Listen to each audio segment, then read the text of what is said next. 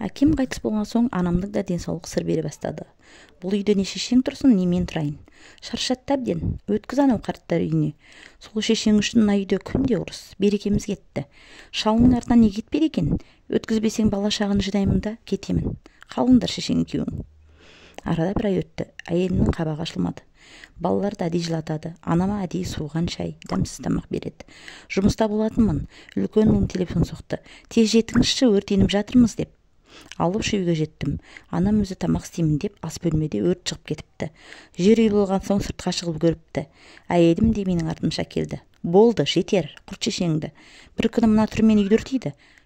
Жап-жаңа мебелімді құртыпты. Бір жағынан әйелімдікі де дұрыс шығар. Біз үйде жоқ кезде жалғыз қалады. Ертең үйді өртеп жіберсе ше. Одан да қарттар үйіне жағдайы дұрыс болады. Мен осы шешімге тоқтадым. Араға бірер күн салып анаммен сөйлестім.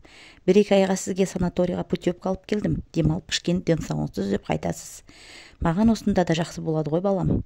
Ол жерде жағдайым бола қояр ма екен? Сендер жұмыстасыңдар, мына үйге де бас-көз болатын адам керек.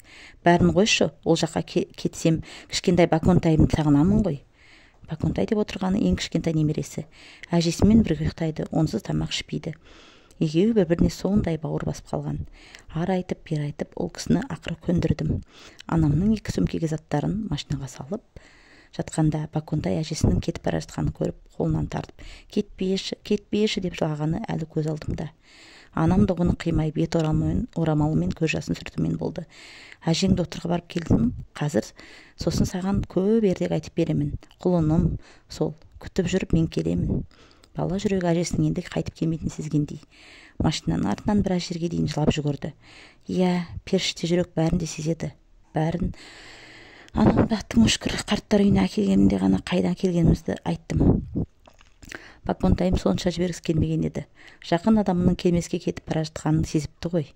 Білемін балам. Мен үшін келінімен көп ұрсатын болып кеттіңдер. Солай шешсеңдер көнемін, қалдырып кет мені. Бірақ бір ғана өтінішім бар. Баконтайды әкеліп тұрыңдар. Көзімнің тірісінде маңдайынан иіскеп жүрейін. Ертең өлген соң мен есіктен шығып жүре бердім. Көлігіме жеткенше жүрегім қатты қысылды. Үйге келдім. Баконтай алдымнан жүгіріп шықты. Көзінен әжемді қайда апарып тастадың деген сұрақты байқадым. Әйеліме анамды қарттар үйіне өткізгенім ұнады. Жаны жай тауып көңілді жүр. Соңғы бір айда жемеген тағамдарын түр-түрін істеп тастады. Бірақ тәбетім жоқ. Күрсіне берем. Анамның орны қатты біліне бастады. Баконтай әжесін күнде сұрайды. Бір күн оны әжесіне алып бардым. Бізді көре сала Баконтайды құшақтай алды. Құлыным, жарығым сол. Тәтті балапаным. Үлкен жігіт болып кетіпті өзі. Қарашы, әжең саған көп кәмпит жинап қойды. Мә ала қой ботам.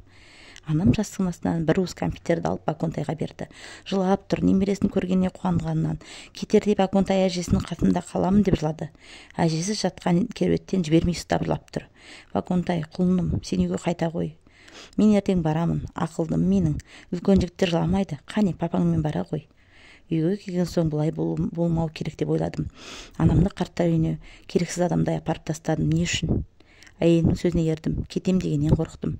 Мен қорқақпын. Жоқ, қандай жағдай болса да анамды қайта әкелуім керек. Осындай ойлармен 3 айдан аса уақыт жүрдім.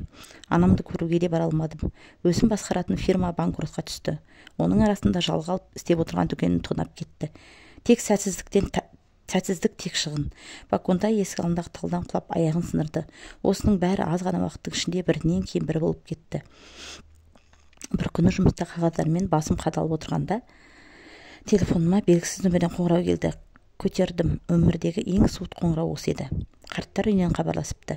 Анашым өмірден өтіпті. Бала күнімде мектепке қалай мұнтаза етіп киіндіріп жіберген мұғалімдердің балаңыздың сабақ үлгерімі өте жақсы деп мақтағанда, менің ақылдым ғой деп маңдайымнан сипағаны, бір күні өзі көйлек аламын деп базарға кетіп, маған көп киімдер әкеліп, әкеме мыналарды көріп баламызға алғым келіп кетті, көйлекті басқа бір жол алармын дегені, мені оқуға түскенде мені құшақтап қатты қуанғаны, үйлену тойымда қуаныштан толқып жылағаны, бәрі көз алдына